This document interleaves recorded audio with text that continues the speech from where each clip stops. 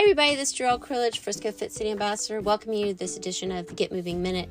We're going to dig a little deeper into brain health today. This is just a part 2 to my previous podcast on brain boosting foods.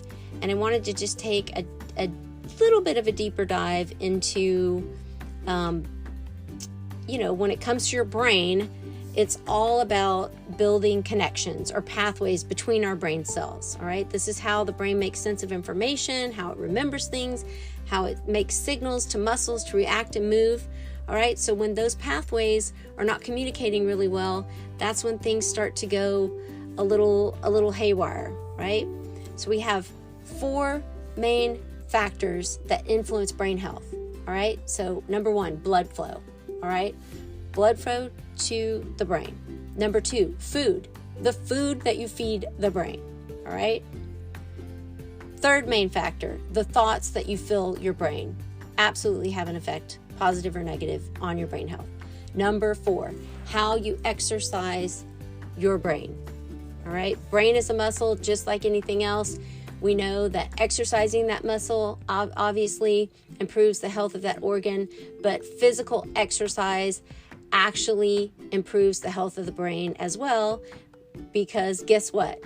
Not only does it increase BDNF, which is a neurotransmitter that is like Miracle-Gro for your brain, it also, ding, ding, ding, helps to improve blood flow, which is the number 1 factor in having a healthy brain, right? So those are the 4 factors. We got blood flow, we got food, we got thoughts, and we need to exercise. All right, so let's look at how the brain cells function, all right? So we can have a better understanding of how they are impacted by food. There's over 1 trillion cells in the brain. 100 billion of those are neurons, or what we call brain cells. And each of those cells contain different structures with specific job functions. And those structures are made up of the raw material from the food that you eat. Let me just say that again. The cells and the tissues and the organs in our body are made up of the raw materials from the foods that we eat. So that right there alone tells you that it's critically important.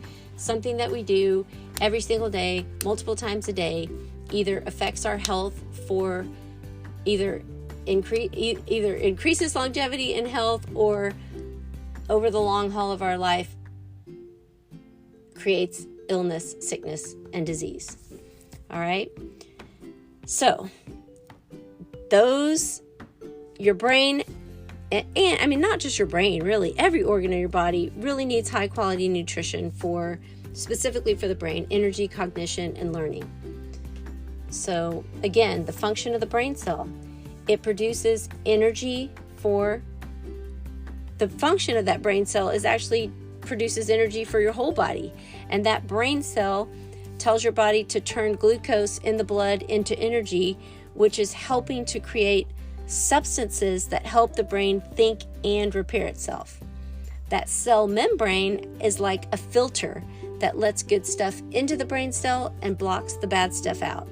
And it's constructed from nutrients, like from fatty acid nutrients that come from fatty acids in your food. All right. So the quality of the fats that we eat, vitally important for the integrity and structure of each and every cell membrane in your body, not just the brain, but the brain obviously is very much affected by food, because what did we say before?